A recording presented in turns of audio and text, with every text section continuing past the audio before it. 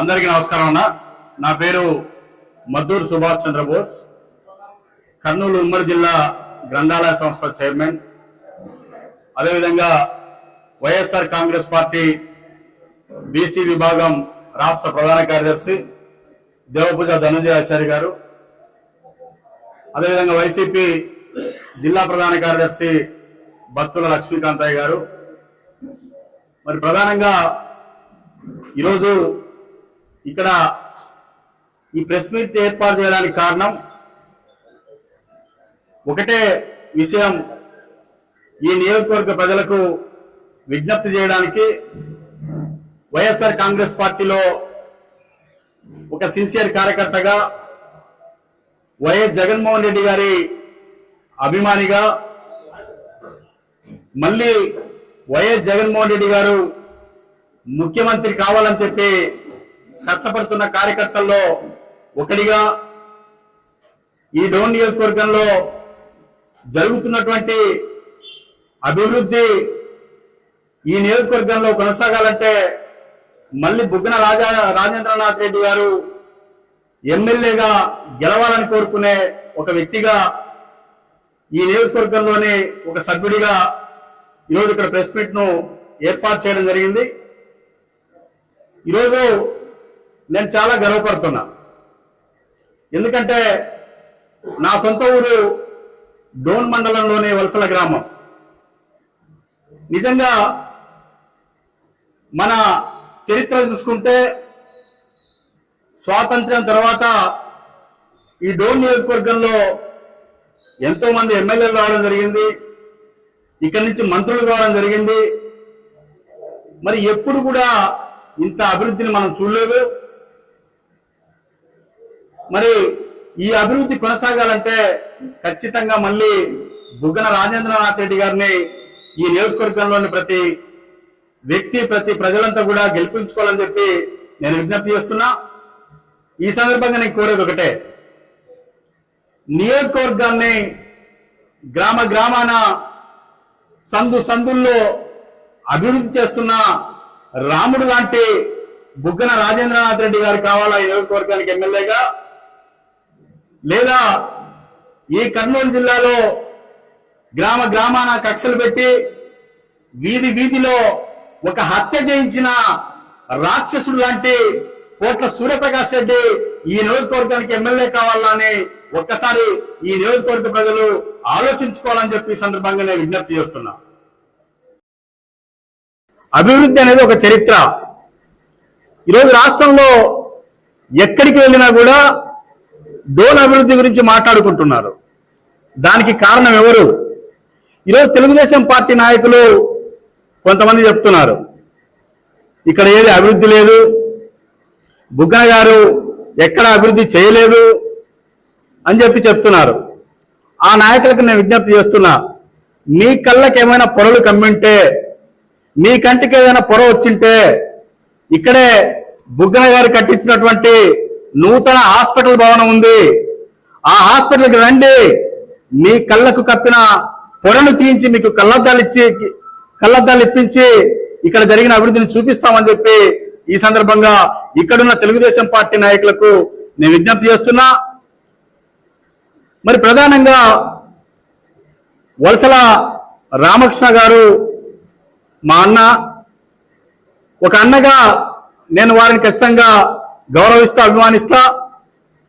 కానీ వలసల రామకృష్ణ గారు మాట్లాడుతున్నటువంటి బుగ్గన రాజేంద్రనాథ్ రెడ్డి గారిపై మాట్లాడుతున్నటువంటి మాటలను నేను తీవ్రంగా ఖండిస్తున్నాను, వ్యతిరేకిస్తున్నాను. ఎందుకంటే నీ సొంత గ్రామం పోయి చూడు, ఈరోజు వలసల గ్రామాన్ని పోయి చూడు.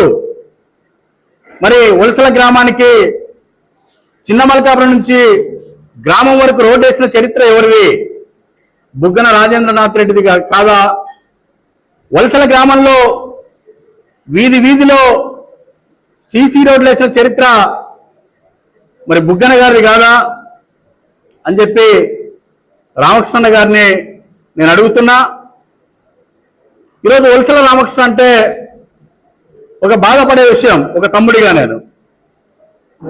అంటే రాజకీయ పార్టీల్లోకి వలసలు పోయే వ్యక్తి వలసల రామకృష్ణ అని చెప్పి ప్రజలు చెప్పుకునే పరిస్థితి నువ్వు కల్పించుకోవద్దు. ఇప్పటికే మీకు ఆ పేరు ప్రజల్లో కొంత ఆ విధమైన పేరు ఈరోజు ప్రజలు మాట్లాడుకుంటున్నారు. మీరు ఖచ్చితంగా ఈ నియోజకవర్గంలో జరుగుతున్న అభివృద్ధిని మీరు గమనించాలని చెప్పి కోరుతున్నా.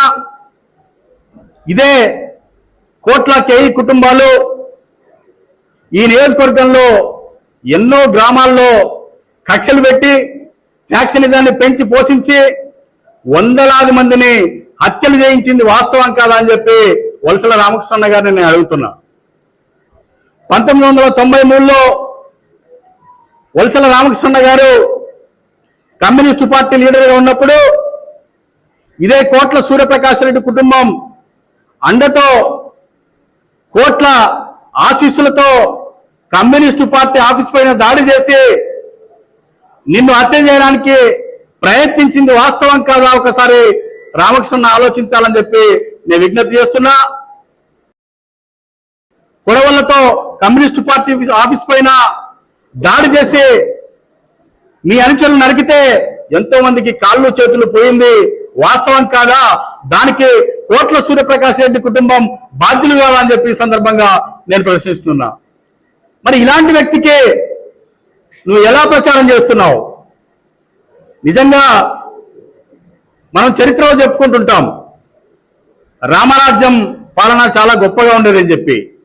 ఈరోజు గర్వంగా చెప్తున్నాం, వైఎస్ఆర్ కాంగ్రెస్ పార్టీ ఎమ్మెల్యే, వైఎస్ఆర్ కాంగ్రెస్ పార్టీలో ఒక మంత్రిగా ఉన్న బుగ్గన గారు ఈ డోన్ నియోజకవర్గంలో మళ్ళీ రామరాజ్యం పరిపాలన తీసుకొచ్చినాడని చెప్పి సందర్భంగా నేను గర్వంగా వైఎస్ఆర్ కాంగ్రెస్ పార్టీ కార్యకర్తగా జగన్మోహన్ రెడ్డి గారి అభిమానిగా నేను చెప్పగలుగుతున్నా. ఇక్కడ బుగ్గన గారు మళ్ళీ గెలిస్తేనే ఈ డోన్ నియోజకవర్గం అభివృద్ధి కొనసాగుతుంది, ప్రతి గ్రామం డెవలప్ అవుతుంది. ఈ 5 సంవత్సరాల్లో ఎన్నో అభివృద్ధి కార్యక్రమాలు, హాస్పిటల్స్, స్కూల్స్, మార్కెట్ యార్డులు, మరి ఎన్నో లెక్కలేనన్ని ప్రతి గ్రామానికి అభివృద్ధి చేసిన నాయకుడు బుగ్గన రాజేంద్రనాథ్ రెడ్డి గారు.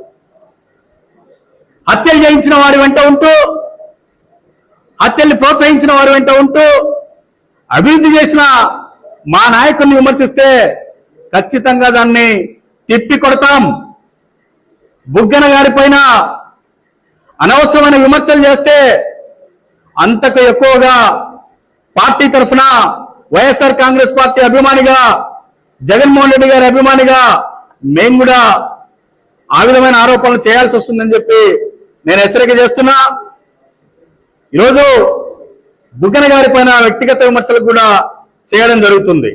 వలసల రామకృష్ణ గారు కావచ్చు, ఇంకో కొంతమంది పార్టీ నాయకులు కావచ్చు. మరి కోట్ల సుజాతమ్మ గారు ఇక్కడ ఎమ్మెల్యేగా ఒకసారి పనిచేయడం జరిగింది. మీరు చేసిన అభివృద్ధి ఒకసారి ఏదో చూపించగలరా అని చెప్పి నేను అడుగుతున్నా. ఈరోజు సుజాతమ్మ గారు ప్రచారానికి పోయి గ్రామాల్లో రొట్టెలు చేస్తున్నారు. రొట్టెలు చేస్తే అభివృద్ధి? మీరు వస్తే ఇక్కడ గెలిస్తే మళ్ళీ రొట్టెలు చేయడానికి మాత్రమే పనికొస్తారు, మీరు అభివృద్ధి చేయడానికి ఏమాత్రం మీరు పనికిరారని చెప్పి సందర్భంగా నేను తెలియజేస్తున్నా. సూర్యప్రకాష్ రెడ్డి గారు వారికి ఓటు వేసినా, వారిని గెలిపించినా ఈ నియోజకవర్గ ప్రజలు తీవ్రంగా నష్టపోతారు. సూర్యప్రకాష్ రెడ్డి గారు గెలిస్తే ఎక్కడ ఉంటారు తెలుసా? బెంగళూరులో ఉంటాడు. చాలా మంది చెప్తున్నారు సూర్యప్రకాష్ రెడ్డి గారికి బెంగళూరులో కూడా ఇంకొక ఇల్లు ఉందని చెప్పి. మరి ఈ నియోజకవర్గ ప్రజలు ఆయనని కలవాలంటే బెంగళూరుకు వెళ్ళాలా, లేదా హైదరాబాద్లో ఉంటాడు, లేదా ఢిల్లీలో ఉంటాడు. ప్రజలకు అందుబాటులో లేని సూర్యప్రకాష్ రెడ్డికి ఓటేద్దామా? నిత్యం ప్రజలకు అందుబాటులో ఉంటూ ఇంత అభివృద్ధి చేసిన బుగ్గన గారికి ఓటేద్దామా? ఒక్కసారి ఈ నియోజకవర్గ ప్రజలంతా కూడా పార్టీలకు అతీతంగా ఆలోచించి బుగ్గన గారికి ఫ్యాన్ గుర్తుకు ఓటేసి మళ్ళీ అత్యధిక మెజార్టీతో గెలిపించుకోవాలని చెప్పి సందర్భంగా నేను విజ్ఞప్తి చేస్తున్నా.